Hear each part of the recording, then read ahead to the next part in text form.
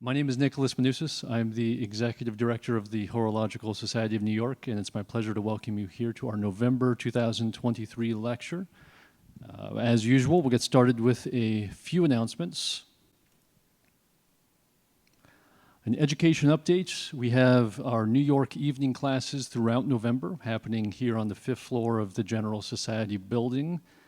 We also will have some weekend classes in November. We don't have the exact dates scheduled yet, but those will be on our website soon. We had San Francisco classes that just finished up this past weekend. Steve and Brianna were out there with Shreve & Co. So thank you to our friends at Shreve & Co. for hosting us in San Francisco. And next up, we're traveling to Miami, November 18th and 19th. For classes with our friends at FP Journe. So if you have any friends in Miami, let them know we're coming their way soon, or if you're watching us online, we'll be in Florida very soon.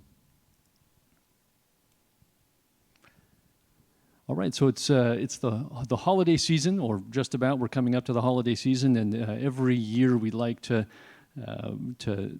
bring some new potential gifts to our shop. So this year we have two gifts that we're going to be coming out with, and this is the first. This is the HSNY watch pouch.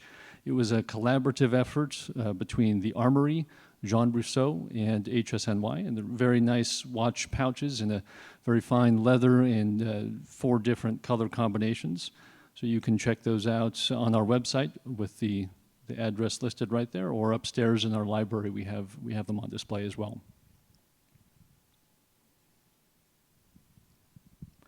I also want to give a quick advertisement for the exhibition we have in our library at the moment, Pocket Genius, the watch collection of Alex Koo. Highly recommended if you're into technical and historical pocket watches. Really an amazing collection. So come and check that out on the 5th floor of this building, open weekdays. All right, so now on to tonight's lecture. And if you've attended our lectures before, you've watched us on YouTube, you know that I often like to start the lectures out with a question, right? So the question is, what is a complication? It may seem obvious, it may seem mysterious. So let's just start with the basics. A complication is, at its most basic, simplest sense, an interesting or useful feature that's added to a watch, right? It could be a chronograph to time something. It could be a calendar to know the date. But when you take a large number of complications and you put them all together into one watch, that watch becomes something else. It's no longer just a very useful watch with lots of complications. It becomes a demonstration. Becomes a demonstration of the brand and the watchmaker who assembled it. It becomes a demonstration of their virtuosity, their skill, the design and R&D that went into building such an incredible watch like that. These are rare watches that don't come around very often. And when you see one, when you get to examine one, you're lucky. It's not something you see every day. So today we're going to take a look at a very special Patek Philippe Grand Complication. It's the Patek Philippe Grand Complication that is in the James Arthur collection. And joining us tonight is someone who serviced that watch and happened to take some very detailed photos of it. So we're gonna go inside the movement and really learn a lot about what makes this Grand Complication tick. So tonight, I'm very honored to welcome our speaker for the evening. He is American watchmaker extraordinaire. Please join me in welcoming Mr. Roland G. Murphy.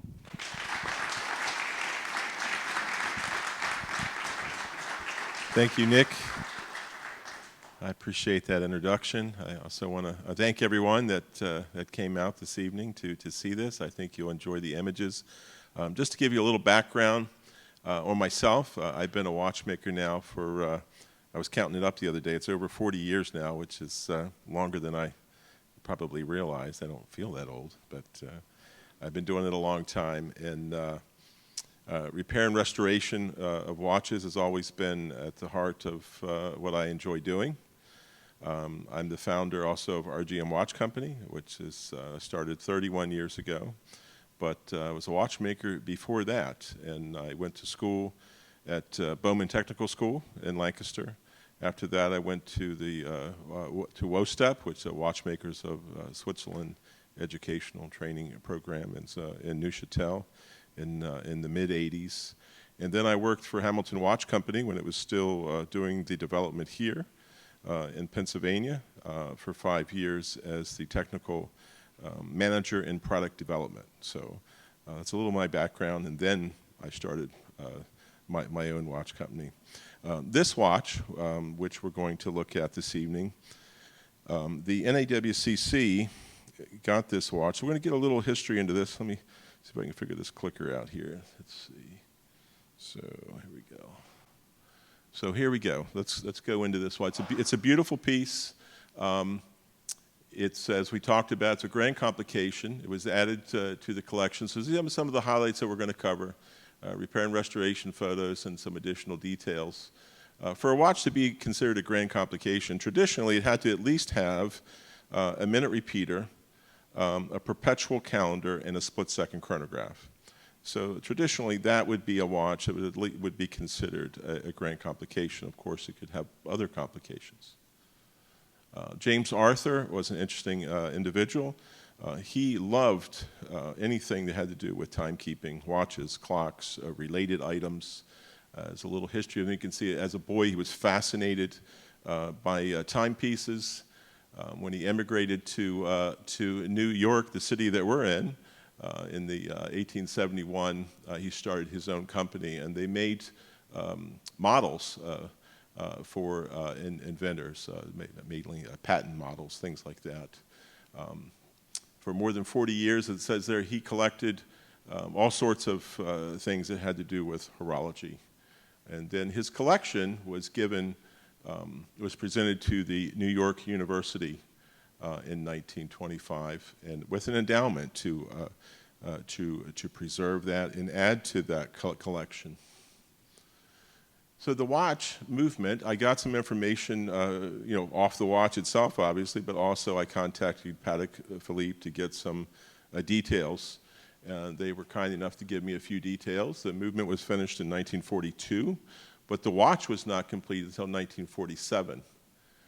It's as it says there, a 39-jewel movement, solid gold, silver dial, solid gold applied markers, and basically that's all the information that they gave me. And it was sold in the U.S. in May of 1947. Apparently they had some other information, but the young lady was very nice, but she said they're restricted on what they can share. So that's all she could share on the watch with us.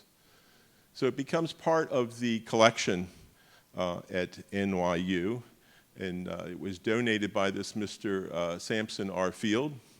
We don't know much about him, but in 1952, so at the time the watch was only 5 years old, since it had been purchased, they established a museum in that beautiful building there, which is no longer part of the university. But that was, what's an interesting feature, I think, is that at the time, it was the largest collection of timepieces in the Western Hemisphere, and quite an amazing collection, because it included the James Arthur, but also other collections. So the repair and restoration was something that I was asked to do because the museum, the NAWCC, the National Association of Watch and Clock Collectors, were making a video in the 90s. And they went to include this watch, which was an important piece, and they wanted it to strike. They wanted it to chime the time. So when they went to do that, it wouldn't work. So they were, how are we going to get this in the video? So they asked me if I would help them, which I gladly did. It's not often a watchmaker, most watchmakers in their entire life never have the opportunity to work on a watch of this complication level. So I was happy to do that.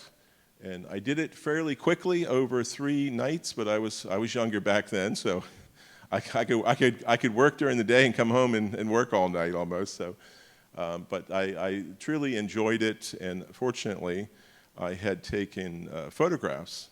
Now, the intent was not to make a presentation when I took these photos. It was just to document as best I could at the time this watch. So they were taken on film at night with not very good lighting.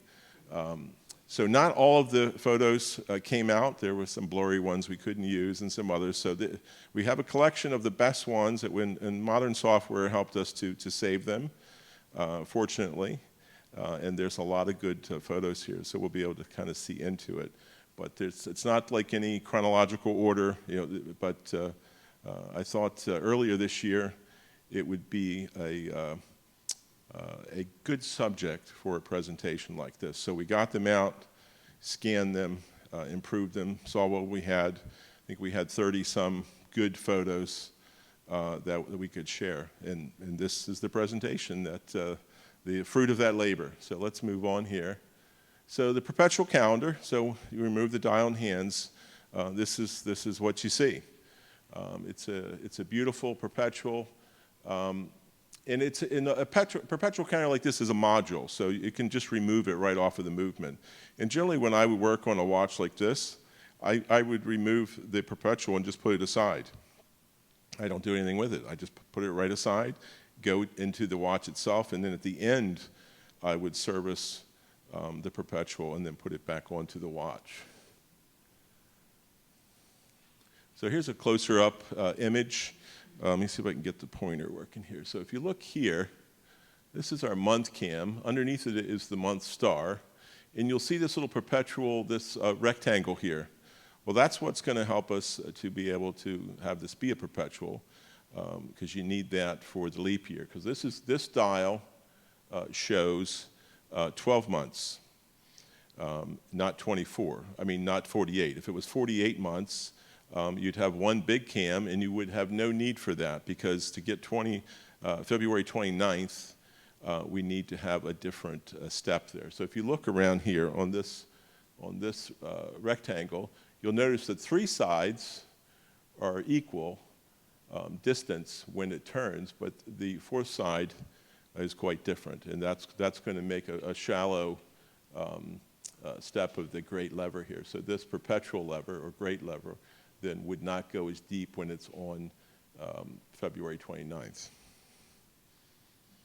So taking the calendar apart here, a little more detail on that. If you look here, here's that cam again, here's the great lever, and then here is the star underneath that cam, and then we have a Maltese cross here like you would see on a mainspring barrel. So then the finger is over here. So the finger is stationary, it's fixed. And then as that star moves, the cam moves, it's turning that Maltese cross, which is turning the perpetual rectangle on the other side here. So we can achieve the 4-year calendar, having leap year on the 4th year. And at the end, we'll entertain questions at all, so we can always jump back in the images if you'd want to see something. So here's the calendar parts. Just laid out like I would typically do when I'm servicing a watch like this. It's also important when you service a watch like this to keep every screw with every part. Sometimes people, if you're used to dealing with modern watches, you probably know that there's many of the same screws. The bridge screws might be all the same, things like that. So you don't necessarily have to keep those in order. But with a watch like this, every screw needs to go back where it went, because rarely are there 2 the same. So assembling it back up, and this calendar is quite, here we can see some more images without the cams on there and the stars. I'm going to show you an image coming up of from a book. There we have a complete calendar on the module and on the watch. Some of these photos were taken on the way up and on the way down. So taking it apart, putting it together. So we had to salvage what we could. But if you have this book, it's a very nice book on complicated watches by Francois Lecoultre. And it's in the book is almost identical calendar than the one on this watch. And it gives an exact description of exactly how the calendar works. So if you have this book, I'm sure you have it in the library here. Yes, yeah. I would definitely recommend taking a look at that book if you like complicated watches. And you can find on page 195 this exact calendar. And comparing it to the one in the watch, I mean, there's very little difference. So then we have the minute repeater. So our calendar is off the watch here. You'll see a typical minute repeater as we look at it under the dial. We have our minute rack here. Under that's a quarter rack. We have the hour rack. We see a little bit of the split-second components here. Most of them are hidden, but you can see a little bit of the arms here, and a little bit of the, for lack of a better word, we'll say the column wheel that would help those arms go in and out to stop the split runner. So getting in a little bit deeper, definitely we can see some of the repeater parts are still there and gone. We were talking about this before the presentation. It's so rare to see into these watches because there's really almost nothing online looking into Grand Complication Patek. You'll see maybe a picture of the back of the movement, maybe the dial, maybe under the dial, but you almost never see into the movement itself. Now we can look at the split parts here. Under here, as you can see, we have those two clamshell arms or split arms. We see the heart here for the split, and then we have our system with this great lever here, goes all the way up here, and there's a pusher then. Would push that and would jump this column wheel here, so we can make those arms go in and out, grabbing the split runner. A little bit closer view of that. And then here's the split runner itself. If you'll notice, here we have this little teeny arm here with a very fine spring here, almost like a hair, because there has to be such little pressure on that because it will kill amplitude. So if that is too strong, it's going to seriously affect the amplitude. And on the end of this, there's a little teeny jewel in there. And that runs again, we'll back up a shot here. And that's running along this heart here. So when those arms go in and out and you stop that, that heart is going to keep turning. So that little arm's going to go up and down with that jewel on it. And as soon as you let go of that, open that up again, that split runner then is going to jump back to its position. So then both chrono hands will be over top of each other. Of course, here we have our cannon pinion with our minute repeater snail on there.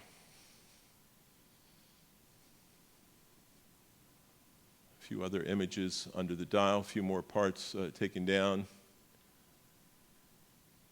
and then working our way back up. This movement was beautifully finished inside and out, as you would expect. And when you look at other photos, if you look through the books back there, it's like almost, even though there's a lot of similarities, it's almost like they're almost all slightly different, on these very complicated watches. The chronograph system is pretty traditional and classic, except for the split. Now, the split system, sometimes you'll find under the dial, as on this one, but sometimes you'll find it on the other side of the movement, on this side of the movement. So some people are disappointed when it's under the dial because then you don't see it.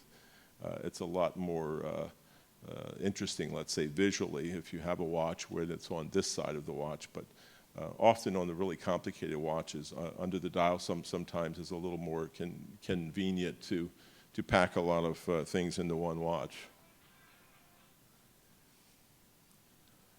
Now here we have some of these pictures, like I said, we saved them as best we could, but just some different shots. You can see inside the case back and some of the chrono parts off down the bottom here. Balance out, balance bridge, as compared to this shot here. So in doing watches like this, what I normally do is I will, whenever you do a complicated watch, even if it's a minute repeater, a chronograph, especially a pocket watch, first thing I do is clean your bench. You know what I mean? Take the time, clean your bench, put all your tools, make sure they're where you need them, everything's neat. You don't want a lot of extra things around for parts to get lost. And then I usually will have several trays. And the trays I use lock shut. They're the modern parts trays for repairing watches. And then I will systematically take things apart and put them in those trays. And then each part with it. If you don't have enough trays, you can also do it in sections. For instance, like I said, I put that calendar aside, so I don't need to take that apart now. I can do that later. But you want to make sure you keep all those components organized, every screw with every part, and then a lot of the components. Most people cleaning a modern watch, we'll put it in a basket and we throw it in a cleaning machine and run it. Not with this kind of watch. So with complicated watches, a lot of the cleaning I actually do at the bench. Some cleaning can be done in the machine with certain parts, but most of the cleaning is actually done at the bench, part by part. That way there's less risk to something being, who knows what can happen in a cleaning machine with some of these really fragile parts. So you have a lot less risk. You also keep yourself better organized when you're doing that. So just a recommendation, if you ever get to working on something a little more complicated than normal, I would recommend that. And here we're down. We see the repeater hammers over here. Under this plate is the mainspring for the repeater itself, which is independent from the rest of the watch. The repeater system is very independent from the watch itself, other than the racks actually falling on the snails. So it's a system that kind of works separately. A little closer view here. We have our minute recorder runner up here. Typical chronograph wheels. This watch, nothing was wrong with this watch other than it was really, only one thing was wrong.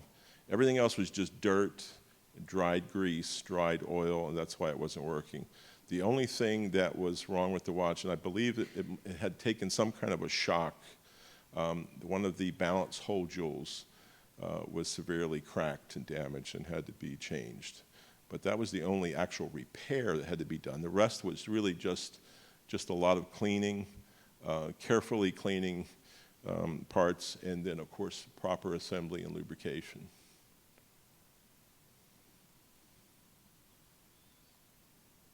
And the case was from years of sitting around. We had to take it apart and just clean things up and lubricate, get the slide off, the pusher, and the bow.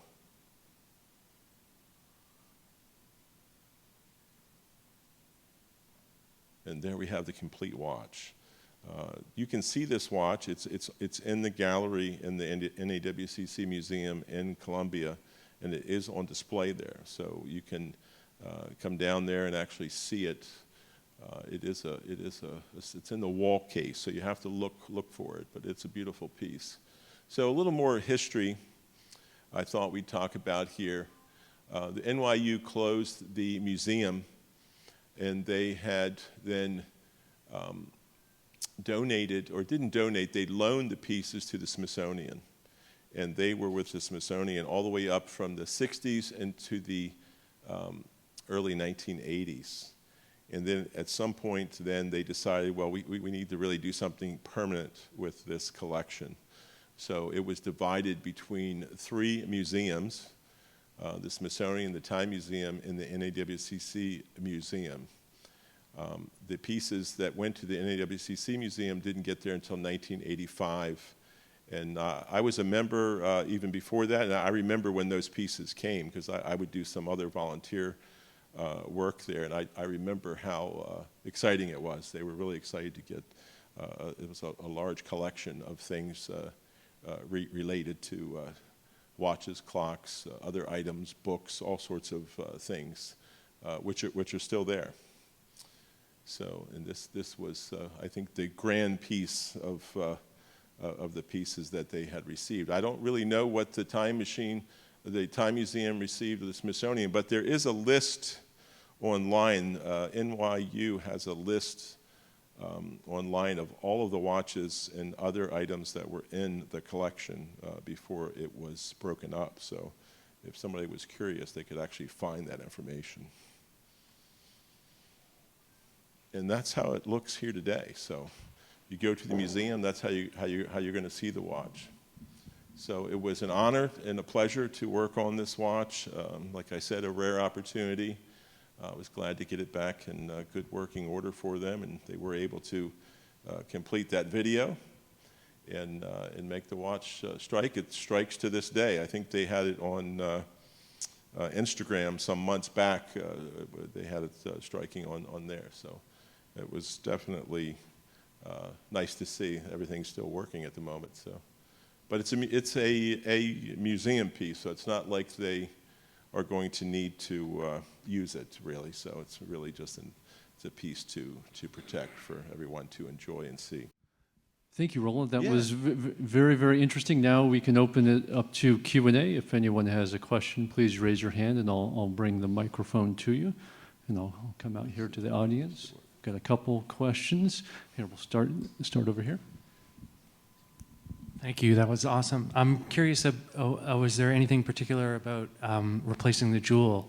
Did you have one on hand that luckily fit, or did you have to do I had to obtain one, but at the time, there was still a few supply houses in Lancaster.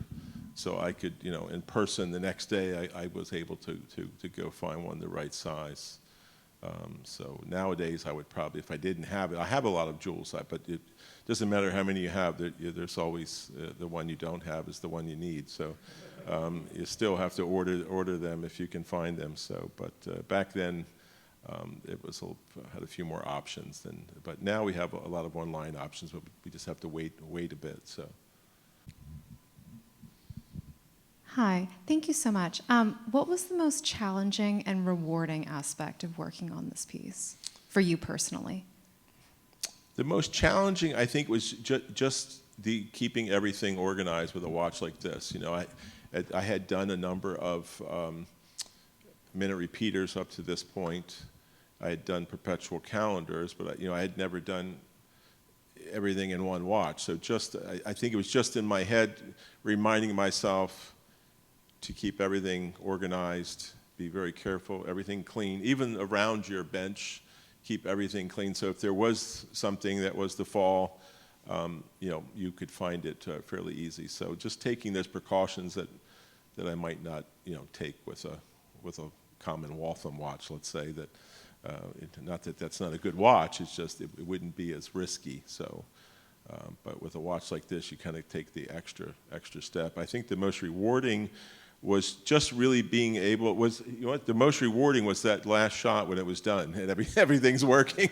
Okay, that was the most rewarding moment, when you're actually done holding in your hand and everything's working. Yeah.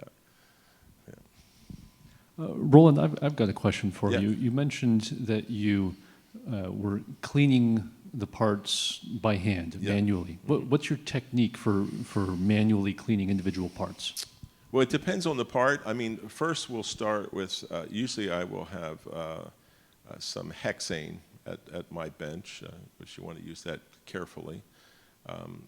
Pegwood is important to have, and I will sharpen the pegwood so I can, ream jewels and holes, but I'll also make like a flat, almost like a screwdriver blade of it too for scraping. So with pocket watches and restoration, there's a lot of dried and hard oil and grease. It's not just going to clean off. So you have to manually remove a lot of that, and then there's rinsing in the hexane, drying, checking it, pegging holes, and then basically I will dry some parts actually still in sawdust. Really delicate parts. I have a little sawdust box, which is a very old method of drying if I have a big balance and hairspring combination that's really delicate, I'm not going to put that in a machine. So I will carefully clean that, put it in the sawdust and shake it around, pull it out, tap it till all the sawdust is off and check it. So, but yeah, it's a lot of manual cleaning and then cleaning. Some parts I may run through a cleaning machine, but a lot of parts I wouldn't on a watch like this. All right, thank you. Let's go to this side. Let's go here. Thank you. You mentioned that you took the watch part kind of by complication or component. When you're putting it back or kind of testing it as you're putting it, reassembling it, are you testing it by complication as well, or do you have to put it all together before you can actually? No, you can. I would test part of it as I'm going. So there's the timekeeping aspect of is it running. There's the minute repeater, which is kind of separate. You want to make sure that that's working and set up correctly, and then of course I make sure the chronograph is working properly. And then usually I will let that run for some time like that, even before I would put the calendar on, just to make sure that everything's good. So if there was an issue, I know it's not the calendar. So some of those things, if I have time, I may do it so far and let the watch run, and then come back. And it depends on the luxury of time that you have. But on a piece like this, you take the time that is needed. Yeah. Let's go back here. Thank you for the presentation. You mentioned that with a grand complication, a watch of this sort of unique, its special nature, that generally you'll come across something that's very unique, specific just to this watch. Do you, I know it's a while ago, but do you recall what might have been unique, where you came across and said, that's very interesting. That's something that I haven't really thought of or seen before. And then a second question, if you will, did this watch and the repair and rehab of this watch influence any of the watches in your brand, your current collection?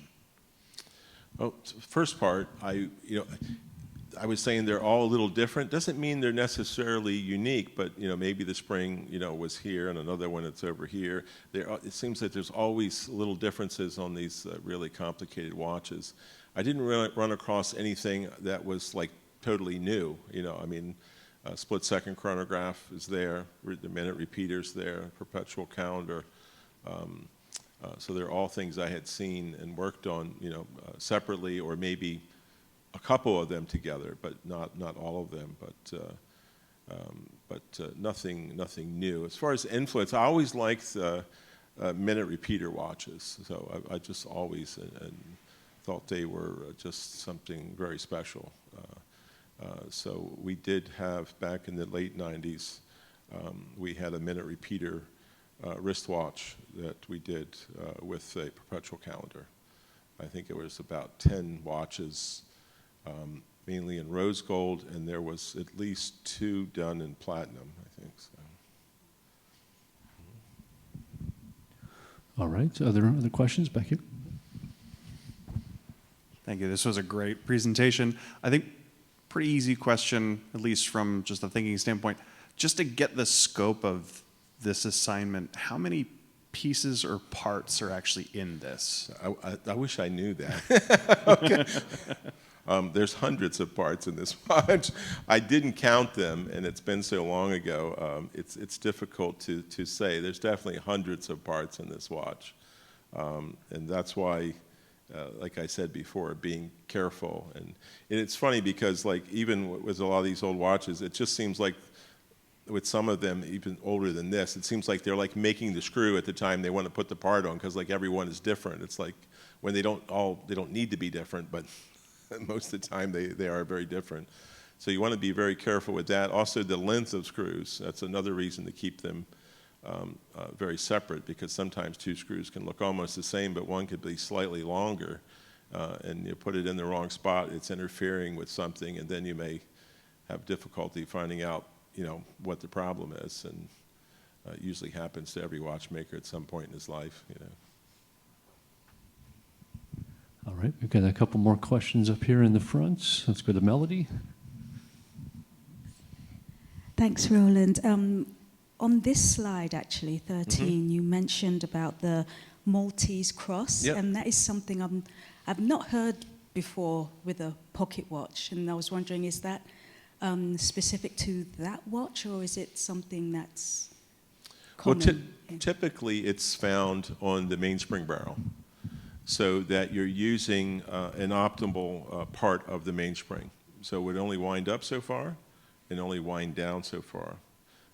And that's what you would typically find a Maltese cross. Here, it's used differently in the perpetual calendar. And here you see it here. And because it's a 12-month display for a 4-year calendar, it's able to use the Maltese cross to move this rectangle once a year. So then we have that different surface where the great lever or the perpetual lever is actually touching. So that way we can have 29 days on leap year in February. But typically you would find it on a mainspring barrel in many old pocket watches. You were speaking to this sort of, I mean, I think you were kind of joking about making the screws as they were doing it, but is there in this era anything to that? I don't know, the process of making this, like how much of that would have been mechanized at that time or individual one-off work as they're assembling a watch like this, you know, again at that time, you know, versus now, if that makes sense. Well, this was 1940s, so you know it's not early like some of the pieces that I was referring to. So I mean, most of these things I'm sure were made by machines, by people using machines. There's a lot of hand finishing, adjusting. There's a lot of screws that are similar, probably different lengths a lot of the time. Sometimes the diameter of the heads are different. So, I'm sure there was a lot of machines involved in making, especially screws. You know. So, yeah. Let's go over here. Thank you. Thank you very much for the presentation. You're welcome. So at the beginning, you showed a brief slide where you spoke to Lecoultre having a kind of a demonstration movement for the perpetual calendar, and that it matched up pretty closely. Could you speak to whether or not there is any particular Patek flavor to any of the things that they had done throughout the piece that you were kind of like, oh, that actually is indicative of how they like to do things? Well, there are little things like that you can find sometimes with Patek, maybe how the hairspring stud was held or something. But we're talking about the complications here. You know, they're all very high grade, beautifully finished, but like others too. So you could find maybe a Vacheron or maybe an Audemars with a calendar very similar in others that maybe aren't even signed with the same quality. So it's very traditional watchmaking of the time, and the components reflect that. So if it didn't have Patek's name on it, you know, there's other things that were made at that time that were very, very similar. Yeah.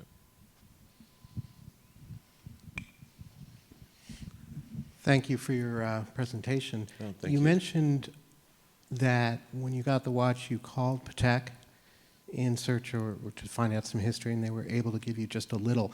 What information would you like to have gotten that they weren't able to release? Well, when the work was done, I didn't contact. That was just this year that I contacted them when I was putting together the presentation. So I wanted some history. I don't know what information they have so that they're not sharing.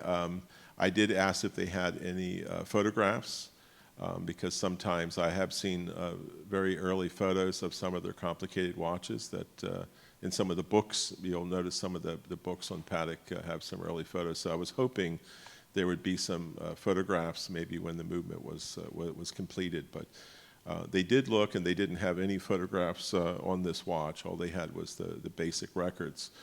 And the girl just told me nicely in the correspondence that, because I had asked other questions, and for one question I asked was, who was it sold to? What retailer was it sold to? They wouldn't share that information, but they told me it was sold in the U.S. market on this date or this year. but they wouldn't share who it was sold to. So I don't know why. I mean, I'm sure they have reasons why they don't share that information. And there could be other information that they could have on it, but that's all they could share with me. But at least we know when the movement was made, we know when the watch was completed, and in which market it was sold in.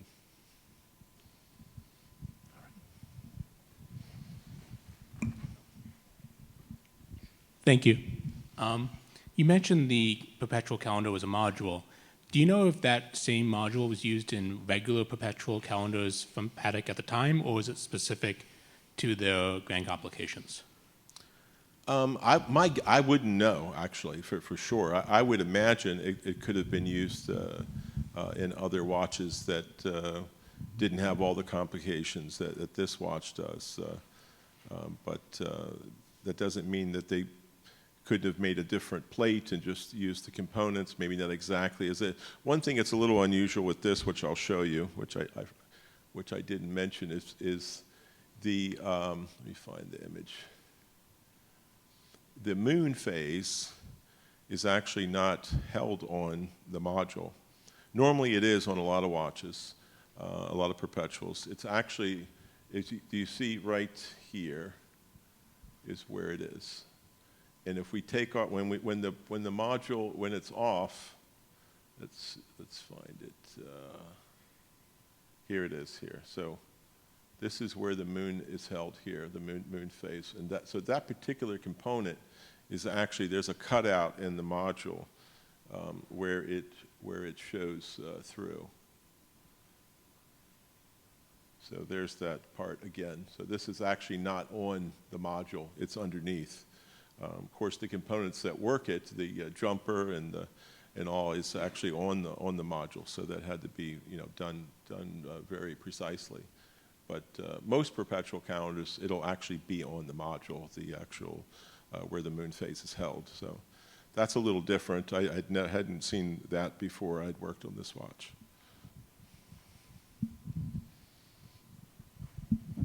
Thank you very much. I'm curious if you managed to record the dimensions of this watch.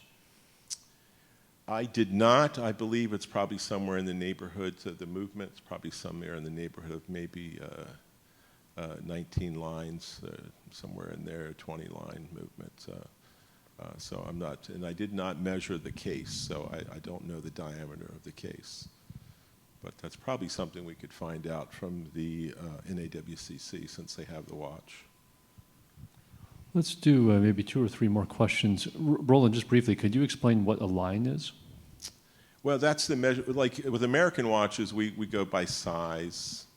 We'll say 18 size, 16 size, 12 size. The Swiss use the line size, which is its own measurement in Europe, not just the Swiss. So I actually have an old gauge at home that has line sizes on one side and American sizes on the other side of it. So the actual measurement of line, do you know where that came from, Nick? I believe it's the old French inch. The old French. I could be wrong. I'm not totally sure. Okay. I think that's where it came from. We all have a research project. Yeah. Now, so Interesting. Yeah. All right. Let's go to John Davis. Roland, this was great. Thank you very much. I was wondering if you could tell us, was the balance wheel Guillaume balance, and also what kind of regulator was used on the repeater? The regulator on the repeater is the type with a pallet, and it's not the wheel. So let's jump back. Let's see if we have an image of the balance here. There it is. Not a good image of the balance, but we can see it. I was trying to see if it's a split balance or not. I don't think I have a good image of the balance by itself. Unfortunately, that's one of those photos that didn't make it. Okay.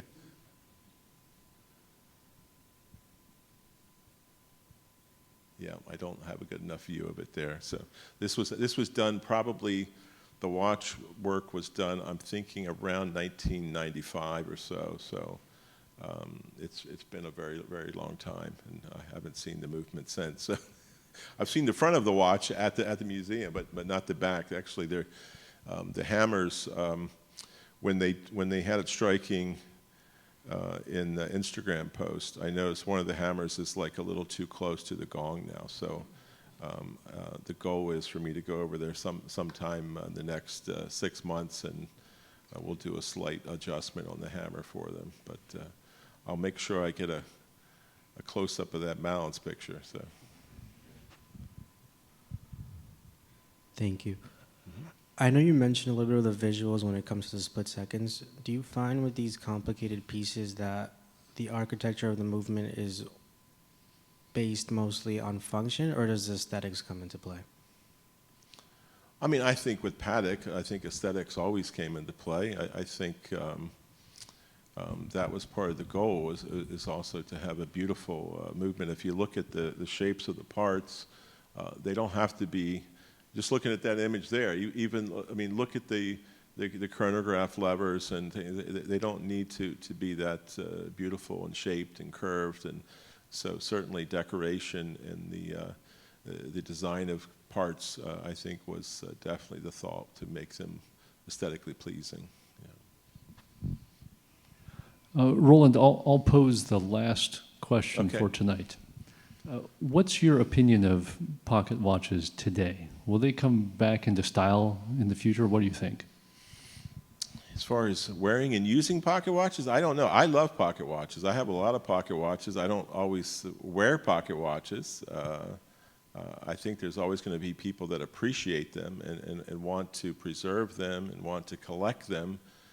How many people will actually wear them and use them? Well, I have no way of knowing that, but I hope that people will continue to love pocket watches. Just a side note, for years I wanted to make a RGM pocket watch, and but I knew there wasn't really, I couldn't invest in that, you know.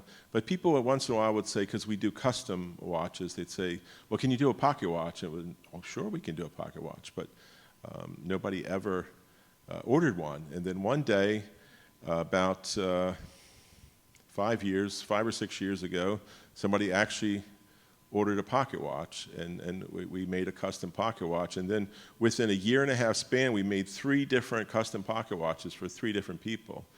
And then we haven't made one since. So it was just, but you know, it was okay. I was just so happy to be able to show that we did a few pocket watches. So we made them with our 801 movement. One is an open face. There's a silver hunter case, and then there's a stainless hunter case with a crystal over the movement. So when you open the back, you can view the movement without, you know, danger of getting anything in there. So, but I love pocket watches. I hope people will continue to like that. I love vintage and antique pocket watches. I have more than I know of them. So. All right, well, let's give Roland a hand for his incredible presentation. Thank you. Thank you.